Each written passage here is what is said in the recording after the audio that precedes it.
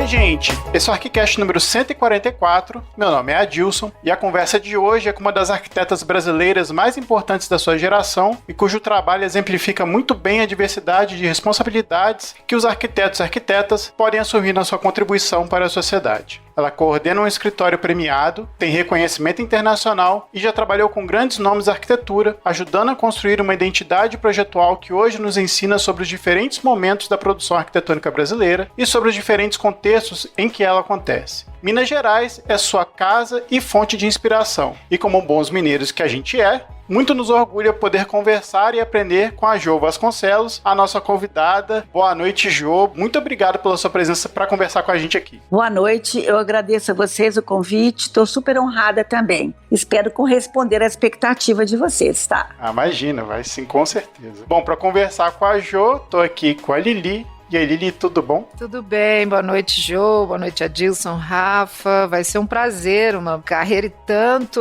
uma pessoa de prosa ótima, que eu já vi vários vídeos seus. Tô doida pra começar, vamos lá. E tô aqui com o Rafa também. E aí, Rafa, boa noite. Boa noite, Jô. Muito obrigado pelo seu aceite, pela sua presença. Vai ser muito legal. A gente tava há um tempão já querendo conversar com você. Obrigado. Vamos lá, vamos bater um dedinho de prosa aí. Isso aí. Antes disso, a gente vai pros e-mails, comentários e outras cositas mais.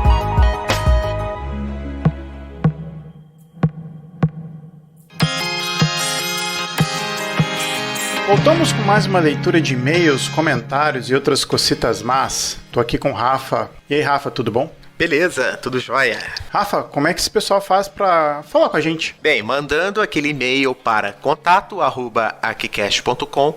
E também temos redes sociais, Facebook, Instagram, Twitter. Temos um canal no YouTube, né, com os nossos episódios em áudio lá, mas também com alguns episódios em vídeo.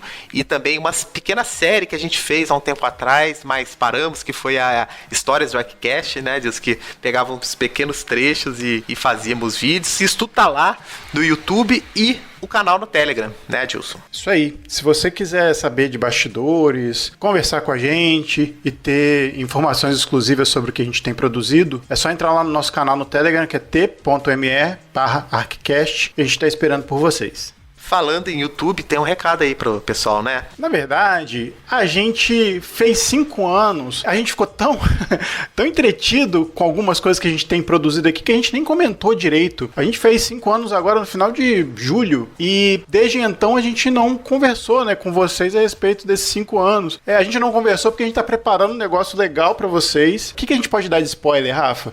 Bem, assim, primeiro que a gente ia tentar fazer isso no começo de agosto para ser a virada dos 5 anos, mas não deu, a gente tá muito atarefado, mas vocês já devem ter visto por aí, né? A gente postou umas coisinhas lá no Instagram, acho que vocês já devem estar por dentro. De fato, a gente vai lançar esse episódio no YouTube com algo a mais, que seria o quê, Adilson? É eu que vou dar o spoiler, é isso? Claro, você vai dar o recado já completo. A gente tá preparando algumas coisas pro YouTube. Como isso vai ser, a gente tá testando ainda. A gente tá testando um modelo e a gente vai ver se isso vai funcionar pra fazer mais. Então, o que eu posso dizer pra vocês é aguarde e confie, como diz muito o Rafael aqui. Eu digo não, quem diz isso é o Didi. Brincadeira. O que eu posso dizer assim, pra vocês aguardarem, a gente tá preparando novidades. A gente ficou calado, não é à toa, porque a gente tá fazendo, assim, a gente tá trabalhando muito pra que isso fique legal e espero que vocês gostem também. Quando isso aqui for pro ar, é claro, a gente vai avisar vocês e vocês vão saber de tudo e a gente vai querer sugestões, opiniões, críticas, o que vocês quiserem mandar pra gente pra fazer os episódios ficarem cada vez melhor. Isso aí. Bom, Rafa, então vamos deixar a galera ouvir a entrevista que a gente fez com a Jo Vasconcelos. Isso mesmo, querida Jo, super legal o bate-papo com ela. Então a gente volta na semana que vem e bom cast pra vocês. Abraço.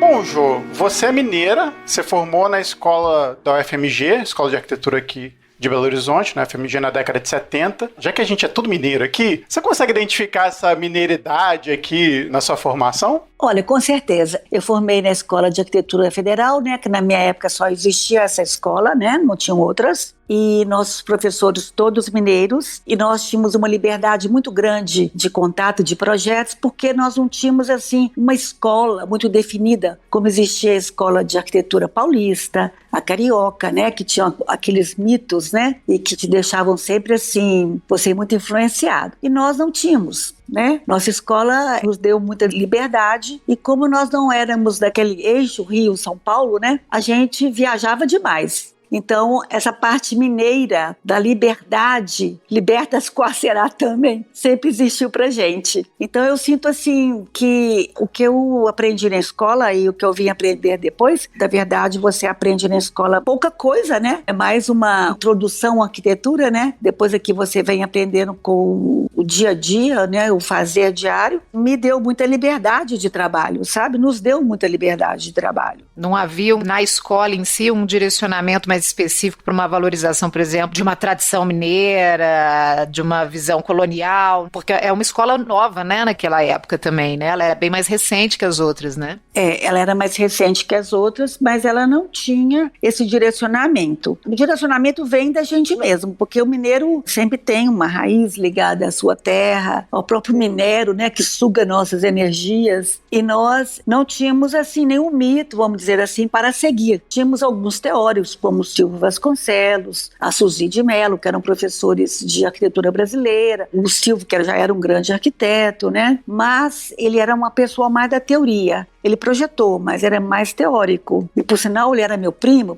da minha mãe. Nós, então, tínhamos muita liberdade de criação. Não existia, assim, uma pessoa que nos influenciasse com muita força. Nossos professores nos davam liberdade e nós também éramos muito libertos, porque nós, da geração 70, sabemos que fizemos uma revolução em todos os sentidos. Nossa, e que revolução, né? É muito interessante desse ponto de vista, né? Porque quando a gente começa a estudar arquitetura e a gente começa a ver as referências em Minas, a gente já remete diretamente a uma coisa muito contextualista. Não que isso não exista, mas assim, a sua fala da liberdade, pra mim é uma coisa assim realmente nova, assim, não pensava por esse aspecto. Acho muito legal, muito interessante, e começa a fazer todo sentido quando a gente começa a rever as obras de vocês e associar essa liberdade, né? A liberdade era uma coisa que realmente, apesar da gente estar vivendo na ditadura, né, que foi uma coisa terrível, né, porque era os anos 70, mas nós estávamos ligados à arquitetura e às artes, porque nós tínhamos professores altamente ligados às artes e nós vivíamos um momento difícil politicamente, porém com uma liberdade de expressão muito grande. E essa revolta, essa força, né, essa energia que a gente tinha contra todo aquele sistema, ela que nos fez florescer e nos deu a liberdade de fazer o que fizemos. Foi uma força, vamos dizer assim, uma força interior de todos nós que estávamos vivendo aquele período ruim politicamente, porém a nossa escola não nos dava nenhuma sensação de prisão ou de continuar alguma coisa. É claro que a gente tem uma grande influência, nós mineiros, né? Temos uma grande influência da arquitetura colonial, barroca mineira, que é importantíssima. Eu me sinto barroquíssima porque nossa arquitetura, ela veio através de um conhecimento próprio, porque o Brasil colonial, ele tem influências portuguesas, e a nossa arquitetura mineira, ela foi uma arquitetura muito livre, ela não tinha influências, porque aqui não podia entrar as congregações por causa do ouro, era vigiado, e os arquitetos e artistas e artífices trabalhavam com plena liberdade de expressão. Eu acho que a gente herdou isso. E só uma curiosidade, esse ambiente de liberdade também associado às outras artes, né? Então tinha muita coisa bacana acontecendo na música também, local, mas também teve um pouco de influência do que estava acontecendo lá fora, nos Estados Unidos, lá, movimento de estoque, o que estava acontecendo na Europa, movimento de 68, isso tudo estava interligado, vocês tinham essa conexão também com essas ideias de fora, ou era uma coisa mais enraizada mesmo, dessa libertação?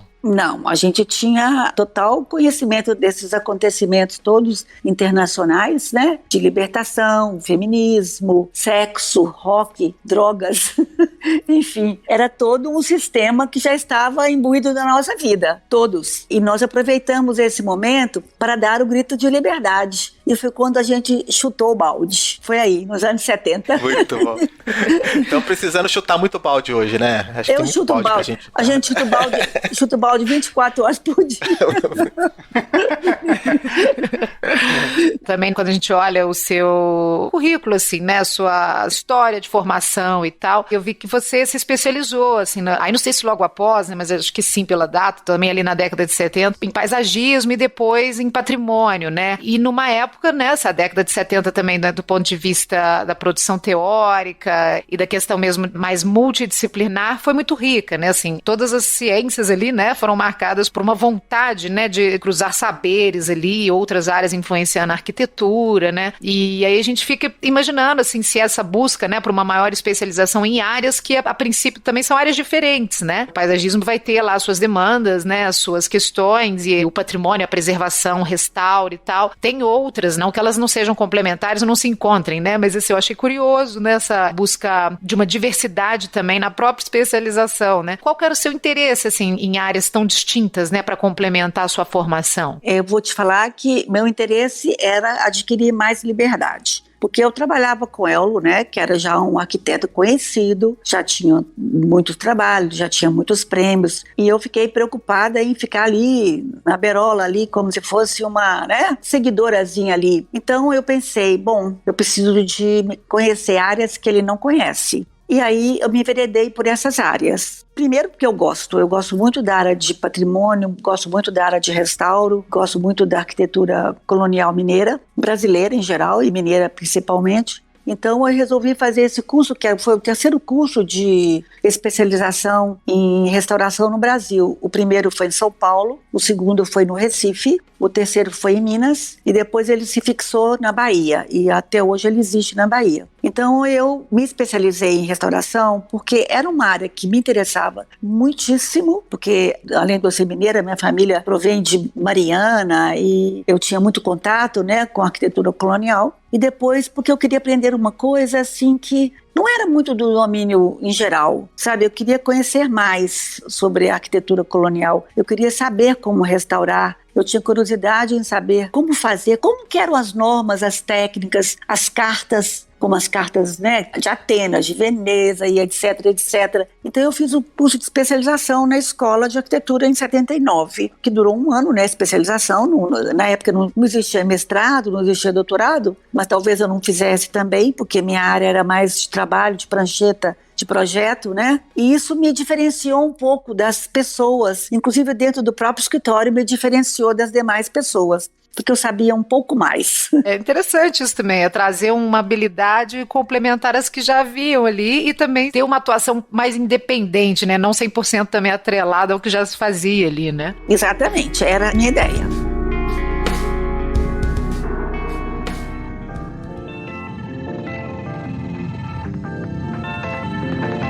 E é interessante do ponto de vista nacional, assim, também, falando de década de 70, né, como você disse lá da Escola Paulista, que estava sendo feito no Rio de Janeiro, essa visão foi até antecipada dessas questões patrimoniais, né, dessa vontade, essa incorporação no trabalho de vocês, né. Interessante, engatando um pouquinho aqui no que a gente pensou na sequência das perguntas aqui, ó, tá até sem graça de usar essa terminologia aqui de pós-modernidade, depois da sua explicação da liberdade. Então eu vou até mudar aqui a questão da linguagem, né. Foi claro, né, a vontade de vocês criarem uma vertente libertadora e se conectarem a questões que estavam sendo discutidas fora também, era uma discussão muito quente também na Europa, tinham vários escritos lá que estavam tocando a questão do contexto, da importância da história na arquitetura e também de uma liberdade retomada de formas que foram usadas em muitos tempos das arquiteturas, né? Tipo, é meio que assim, você não precisa mais ficar fixa numa linguagem moderna, da arquitetura modernista, né? Você pode incorporar outros elementos que vão dar também um grau de qualidade para essa arquitetura. Você se considera, assim, como as pessoas buscam rotular de uma visão pós-moderna da arquitetura ou não? É outra coisa? É outro lance? Na verdade, a gente parte para o rompimento com as matrizes formais, né, do chamado modernismo tardio, tá certo? Como existia uma vigilância, vamos considerar que existia uma vigilância geral nas edições, nas publicações, das arquiteturas feitas, né, pelos distintos lugares do Brasil, nós iniciamos um período assim de inquietude e de muitas experimentações. A gente queria experimentar, a gente queria sair da mesmice, fazer experimentações tecnológicas, espaciais, formais, de materiais, né? Então a gente começou a querer assim uma liberdade maior ainda da expressão dos nossos trabalhos. Então começamos a participar de vários concursos, que era uma maneira que nós tínhamos de fazer essas experiências. E começamos a fazer. Qual é o projeto assim que você lembra que assim foi aquele que inaugurou essa vontade? Vocês faziam muitas coisas ao mesmo tempo, mas tem um assim marcante que é o que talvez tenha sido a primeira experimentação, virada a chave, né, que a gente fala. Talvez tenha sido o concurso das escolas primárias, né, da CARP, um concurso aberto para arquitetos para fazer vários projetos de várias escolas rurais em vários locais do estado de Minas. Você tinha que fazer o projeto meio genérico, que você poderia implantar em outros locais. Não tinha um terreno, exatamente um terreno. Eram experiências funcionais, tecnológicas, estéticas, que poderia se estender a vários locais. Então nós viramos a chave aí, eu acho. Fizemos vários projetos em todas as regiões de Minas Gerais, porque tinham 4 ou 5 possibilidades de você fazer os projetos. Fizemos em todos nós viramos a chave. Cada um viramos a chave de uma maneira. A do Vale Verde entra nessa?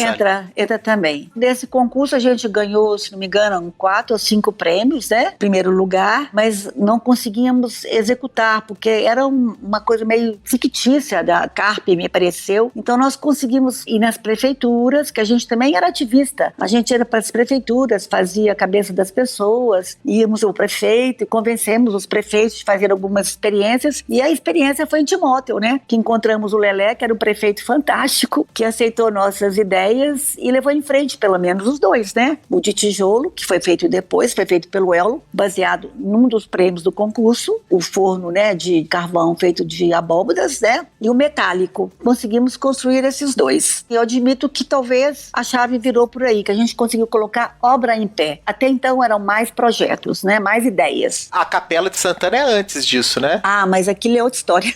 É outra história, né? Tá? Porque ela é assim, é. Aquilo é outra história, porque eu tinha acabado de fazer meu curso de restauração, eu estava no auge das cartas de patrimoniais. E aí o El trabalhava na Açominas. Ele foi um dos arquitetos que fez, junto com o professor Roberto Cuno, né? Roberto Cuno, e alguns outros arquitetos, o Radamés, né?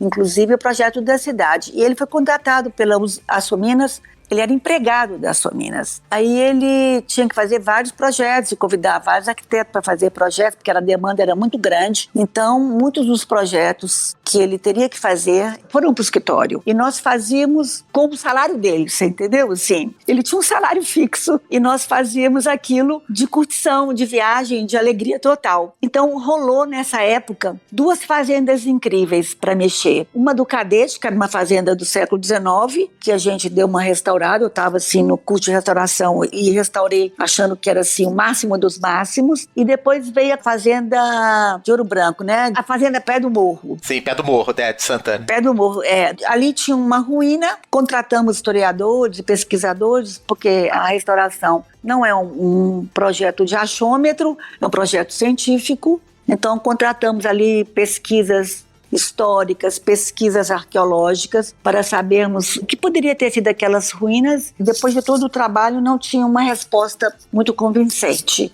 Então, a Açominas pediu para fazer uma capela colonial em cima daquela ruína, o que achamos um absurdo, porque a gente estava em pleno século XX e fazer uma capela colonial em pleno século XX é impossível, gente. Nós não somos espíritas que voltam, né? As almas que voltam. Eu participei do conceito, né? Da capela, participei do detalhamento do mobiliário e o Ela apresentou o projeto de uma capela metálica, que era o produto que a Açominas iria produzir, que ela não produzia até então, como um abraço a uma ruína do século XVIII, que é do século XVIII, que achamos que aquilo seria onde ficavam os escravos da fazenda, abraçando aquela ruína, e aquela ruína seria o nosso altar.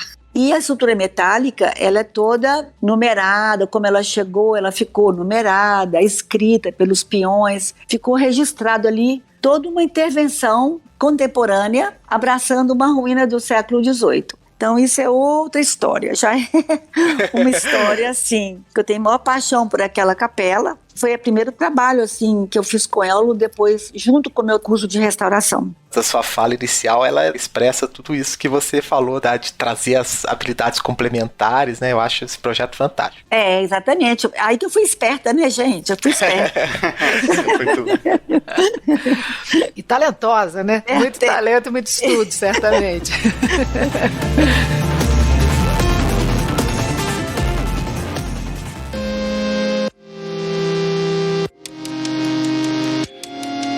Agora, Jo, é engraçado porque assim, eu tava pesquisando, né, sobre o trabalho de vocês, dá pra ver uns croquis, e assim, não tem como não lembrar de alguns que a gente vai chamar de pós-modernos, assim. Tem alguns croquis das escolas e lembra muito Aldo Rossi. Vem muito à minha mente Aldo Rossi. Como é que era a convivência, assim? Como é que era vocês três, né? O Elo, o Silvio. Eu imagino, cara, que deve ter sido, assim, uma festa também, fazer projeto. Eu tô imaginando, tá? Você me corrija, por favor. Vocês deviam ter algumas referências, assim, de fora, externas, e aquilo de alguma forma influenciou muito o trabalho de vocês, assim. Como é que era essa convivência? Como é que era ver essas referências? E como é que era tentar aplicar isso que vocês estavam querendo fazer, que é, de alguma forma, sair da mesmice do que era moderno aqui, e imagino que, assim, deve ter sido muito interessante, assim, essa época pra você. Foi muito bacana. Na verdade, eu divido, assim, a vida profissional, a minha, específica, em 4 períodos, em 4 movimentos. É como se fosse uma composição de uma música, né? O primeiro movimento era o Elo, né? Nos anos 70, fazendo sua arquitetura muito baseada no modernismo, né? Ele era influenciadíssimo pelo Louis Kahn, pelo Artigas, né? Pela arquitetura modernista, que foi dos anos 67 aos anos 80, que eu considero o primeiro período, tá? Da vida profissional, especificamente dele, né? Que ele usava os elementos e estruturas formais próprias da arquitetura moderna. Depois, eu vejo o segundo período, como se fosse uma sinfonia, vamos dizer assim, que é dos anos 80 aos anos 90, que foi a consolidação da parceria com o Silvio, né? O Silvio, o Elo e eu, os 3 arquitetos. Então, nós nos reunimos, no começo foi pelos interesses, né? Que eram interesses comuns, e também para dividir as despesas. Então, trabalhamos durante 10 anos e foi quando, então, nós anunciamos um período de inquietude mesmo, as experimentações formais, participamos de muito concurso, participamos de muitas bienais, fizemos os livros que a gente fez, né, os 2 primeiros livros, criamos a revista Pampulha, que foi importantíssima para dar visibilidade à arquitetura feita. Não a arquitetura feita por mineiros. É bobagem falar que é feita por mineiro, brasiliense, carioca. É a arquitetura feita em Minas, né? Porque você pode projetar em qualquer lugar do mundo, seja mineiro ou qualquer lugar que você seja. E a revista Pampulha deu uma visibilidade, saiu um pouco do eixo Rio-São Paulo. E também a gente queria conhecer a arquitetura feita no Nordeste, no Norte do Brasil, e a gente não tinha contato com os arquitetos dessas áreas, porque tinham pouquíssimas publicações. Depois da ditadura, né? Tinha só o que? A Módulo, que era do Oscar Niemeyer, esqueci a outra. Tínhamos 2 revistas só no Brasil. Então nós começamos a editar,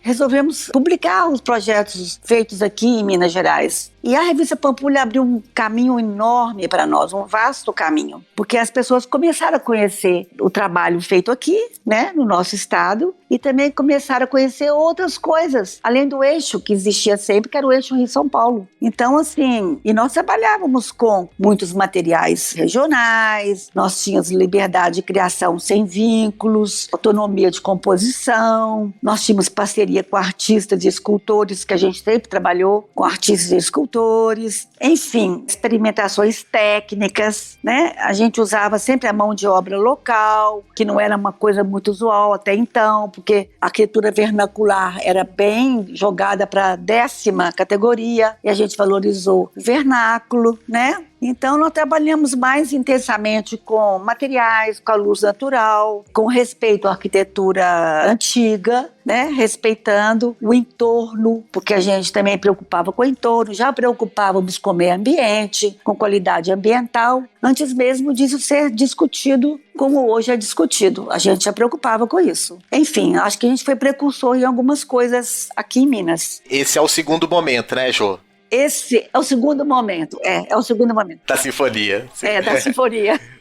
E Jo, você já mencionou um pouquinho o quanto você gosta de fazer concurso, né, assim, e você faz concurso desde que formou, assim, né, são anos e anos ali de dedicação. O que você diria, assim, que os concursos significam, assim, na sua atividade profissional? Além de você gostar, de fato, o que você destacaria, assim, que os concursos e essa experiência em se dedicar aos concursos mais te trouxe, assim, de aprendizagem, digamos assim, tanto profissionalmente? O que você destacaria? Quais as vantagens, né, de participar de tantos concursos? Bom, as vantagens são as possibilidades de projetar coisas quase impossíveis de se projetar no dia a dia da vida de um arquiteto, né? Então são os desafios, as provocações que você tem o tempo inteiro. Você diz por não ter esse tipo de demanda normalmente, assim, né? É uma demanda diferente, você tem que pesquisar, você tem que estudar, tem que conhecer melhor, então você pesquisa, entra em outras esferas que talvez no dia a dia você não entrasse. Isso só traz um enriquecimento, né, assim, cultural, um enriquecimento arquitetônico, né?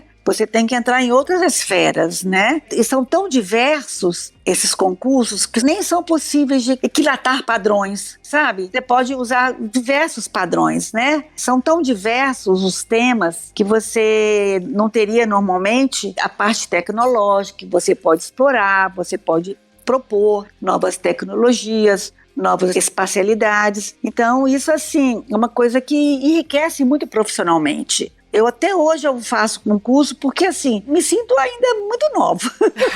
Claro, Que bom, né? Então eu tenho muito para colaborar e tenho muito que aprender pra caramba ainda, entendeu? É o mesmo grupo de pessoas que sempre trabalham nos concursos? Vocês montam uma força-tarefa? Como é que faz isso na prática? É força-tarefa. Na época, quando o Ello ainda era vivo, né? A gente tinha um escritório maior, tinha um escritório com mais gente, nós tínhamos pranchetas, o escritório era enorme, que tinha 10 pranchetas, cada prancheta tinha 1,5 m por 90. Então você já imaginou como que era, né? A gente trabalhava com a nossa equipe, era Ello e eu e a nossa equipe. Nós tínhamos desenhistas, tínhamos arquitetos, estagiários, etc. Com o passar do tempo, as coisas mudaram, porque muda tudo, né, gente? Ainda bem que as coisas mudam, senão ia ficar tudo muito chato. Depois chegou a era da tecnologia, dos computadores, aí as pranchetas foram encolhendo, os espaços podiam ser menores, podíamos ter menos pessoas trabalhando conosco, porque o rendimento era diferente. Fomos diminuindo a equipe, por quê? Nós vivemos em eterna crise, né, gente? Crise política, crise econômica. Desde que eu nasci, eu acho que eu não parei de vivê-las. Meu pai já reclamava e eu vivi a adolescência, a infância, a adolescência, estudante, na crise. E vivo na crise até hoje. Acho que vou morrer na crise. Ainda bem que a gente tem outras histórias na cabeça da gente para poder nos alegrar, né? Ajudar a viver melhor. Depois que o Ello faleceu, ele faleceu em 2002. A gente tinha um escritório grande lá naquele prédio lá do edifício Off Center, na Contorno com Andradas, e a gente já não tinha muita gente trabalhando conosco, porque a gente já estava terceirizando equipes. Mais ou menos a gente seguiu o rumo do Paulo Mendes da Rocha, que Paulo Mendes da Rocha também diminuiu o escritório dele e começou a ter umas equipes que ele se filiava a cada projeto. A gente achou interessante esse tipo de trabalho, que seria como se fosse um colaborativo, né?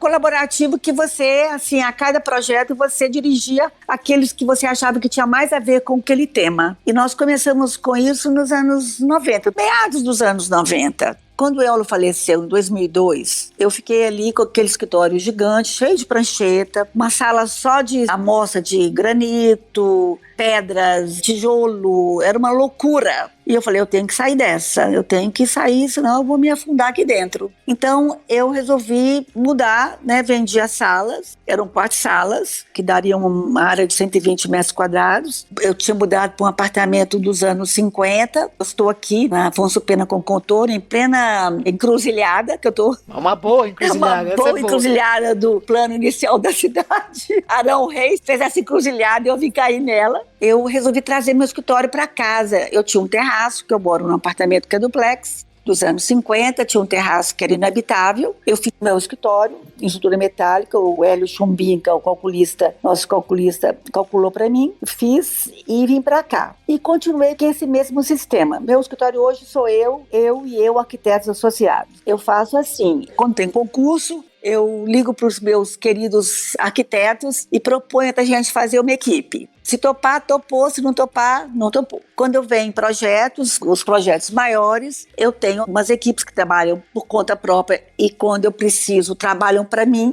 Eu contrato como se fosse com porcentagem de lucro, você entendeu? A gente veste a camisa e vai junto. E aí vou fazendo os trabalhos dessa forma. Nos últimos anos, nos últimos 10 anos assim para trás, eu entrei muito no esquema institucional, né? Que eu fui trabalhar para o governo, fui fazer o circuito cultural, montei o circuito cultural, implantei o circuito cultural, tudo como arquiteta comissionada, um cargo de confiança. É só uma curiosidade, essa é a 4ª parte da sinfonia? Já essa é a trajetória dos trabalhos comissionados? Mas eu pulei a 3ª, gente, como que eu pude pular?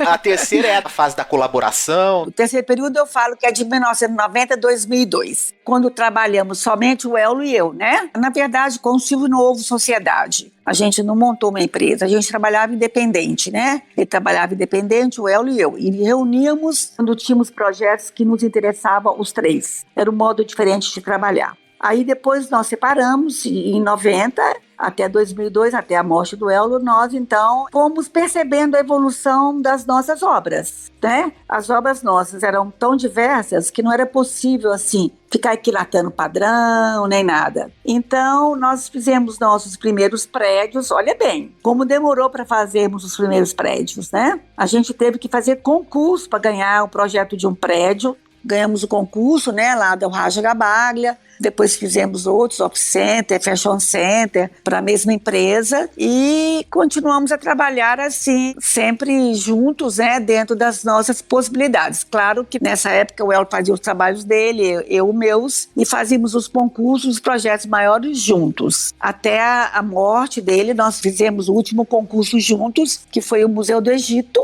Inclusive fizemos esse projeto, o Ello, eu, o Ferola e Maurício Campomori. O Ello estava hospitalizado. A gente eu ia para o hospital de dia, trabalhávamos, depois de noite encontrava com o Ferola e Maurício, trabalhávamos mais. E conseguimos entregar o projeto. E logo depois o Ello faleceu. Ele faleceu em setembro de 2002.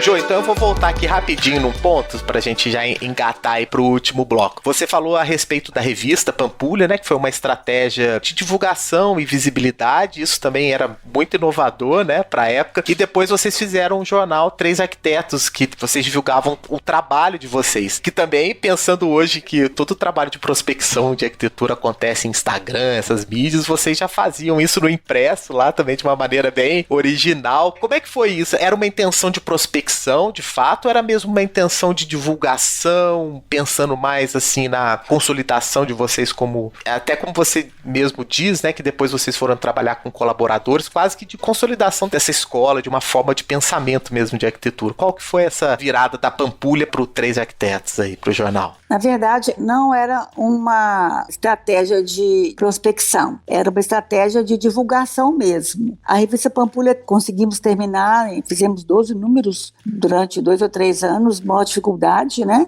As pessoas foram saindo, né? O grupo foi se desfazendo, como é natural. Cada um tomou seu caminho, né? Seus escritórios, seus caminhos, sua vida. E ficamos, o Ello, o Silvio e eu, no escritório. E resolvemos, então, fazer o jornalzinho Três Arquitetos, que era mais uma divulgação, para continuarmos a divulgar. A gente gostava de divulgar os trabalhos. E ficamos com Três Arquitetos até nos separarmos do escritório do Silvio, né? Ficamos o Ello e eu. Aí fizemos o jornal Arquitetos, que era só o Ello e eu. Depois que o Ello morreu, eu não fiz Arquiteta Eu.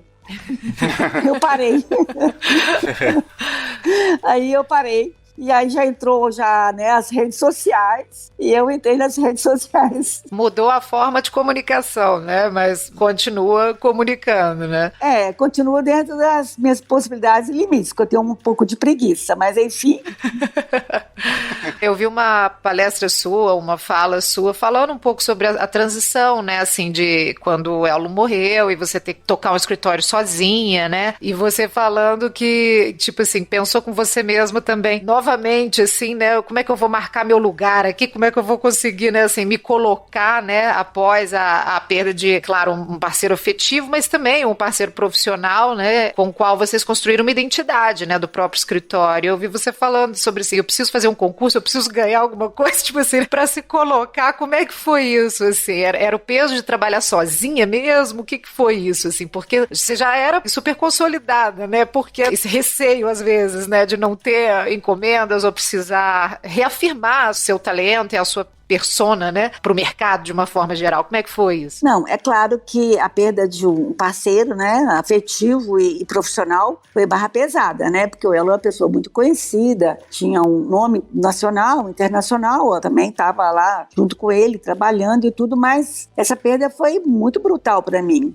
Então, eu pensei assim, pô, agora eu tô sozinha, eu mulher, né? Sozinha no escritório, eu preciso de demonstrar que eu sou tão forte quanto antes, né? E entrei, então, num concurso e falei, esse eu tenho que ganhar. Se eu ganhar, aí eu fico assim, feliz da vida, mostro todo mundo que eu não era uma pessoa dependente, porque tinha as pessoas que achavam, né? A gente sabe como é que é o mundo, né? Então, assim, trabalha junto, fulano depende de fulano, seja homem, seja o que for, seja mulher, não importa, mas sempre é uma dupla, um triplo, um grupo sempre tem ali, né? Um nome, né? As pessoas juntas, né? E você sozinho é você sozinho, é uma coisa mais, assim, difícil. Então, eu fui convidada para fazer um projeto de um concurso do CRM. Eu falei, isso eu tenho que ganhar, de qualquer maneira, para as pessoas verem que...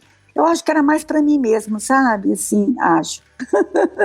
Para mim mesma, que eu precisava de demonstrar que eu tinha capacidade. Aí eu fiz o concurso, falei, tenho que ganhar esse concurso. E eu ganhei. Eu falei, bom, agora a vida me é plena. Então agora eu faço o que eu quiser e bem entender. Você falou um pouquinho da estrutura do seu escritório, Jô? Você falou dessa questão assim de fazer projetos, inclusive para afirmar não só para as outras pessoas, mas para você. Como é que é essa relação hoje com os clientes, com as construtoras, enfim? E saber um pouco da demanda que você depois, né, trabalhando aí autoralmente, como é que você vem levando isso? Como eu fiquei muitos anos, eu fui para ficar 3 meses e fiquei 8 anos no governo, né, para montar o circuito cultural, e logo após eu já me incluí no projeto da Orquestra Filarmônica, porque eu sabia que o governo queria fazer, e eu estava como uma arquiteta comissionada, eu já marquei reunião com o governador, já fui lá, já entrei, já fui falando o que eu queria fazer, enfim, eu fiquei 8 anos fazendo isso. 8, não, na verdade 9 anos e meio, porque quando mudou o governo eu fui exonerada e eu continuei indo na obra, porque minha obra eu não podia deixar, é igual filho, você tem que criar, até deixar assim, mais ou menos andando em pé. Com isso eu perdi muito o meu mercado de trabalho, que foi um mercado que eu tinha conquistado durante anos. Então eu virei quase como se fosse uma arquiteta institucional. As pessoas me viam como uma arquiteta do governo, o que veio muito bem para mim, porque eu fiz projetos que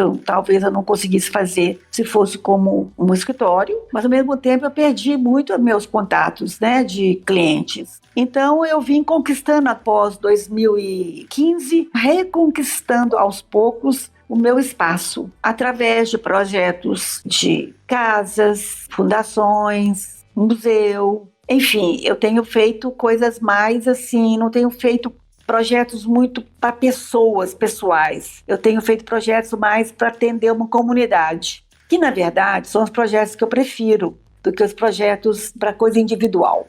Eu faço casa, estou fazendo casa e tudo, mas eu prefiro atender a comunidade em geral, que foi o caso que eu fiz, que minha experiência foi muito boa e eu adorei fazer projetos para instituições que me interessam mais do que os projetos individuais. Na sua visão, Ju, assim, pensando agora também, a maior parte dos nossos ouvintes são estudantes e arquitetos recém-formados, então a gente sempre costuma perguntar, assim, para arquitetos que a gente faz entrevista e tal, dicas ou uma visão de futuro profissional, assim, né? Então, por exemplo, exemplo, assim, diante dos desafios que você vê, né, assim, para cidades, para a atuação do arquiteto, o que você sugere que um arquiteto precisa ter hoje em dia, né, em termos de conhecimento, de atributos, para poder lidar com os desafios que a cidade nos coloca, assim, né? Seria um pouco dicas, assim, né, para os estudantes. Conselhos para a juventude, vai. É, uma coisa meio assim, conselhos para a juventude e uma opinião sua mesmo sobre qual que você acha que é o papel do arquiteto hoje, né? O que a gente devia estar fazendo, onde a gente devia estar atuando nesse sentido. Bom, eu acho o seguinte, que o mais importante é não parar de estudar. Estudar sempre, estar sempre pesquisando, sempre estudando, sempre tentando fazer o melhor possível, porque não adianta você fazer um sucesso nas mídias, você entendeu? Com uma arquiteturazinha fajuta, né? Isso não ajuda em nada a cidade, não ajuda em nada a sociedade. Então, batalhar pelas causas justas e fazer o melhor possível para conseguir suprir, né, as necessidades da sociedade, dentro dos seus princípios, dentro dos seus estudos, de suas pesquisas, e sempre propor coisas assim, sérias, nada de bobageira, para poder ver se melhora um pouco esse país que nós estamos vivendo, que estamos numa regressão horrível, em todos os sentidos, culturalmente, arquiteturalmente. Pensar não só em si, mas pensar na sociedade, na comunidade como um todo. É a minha única proposta que eu tenho, é essa. Maravilha. Fantástico.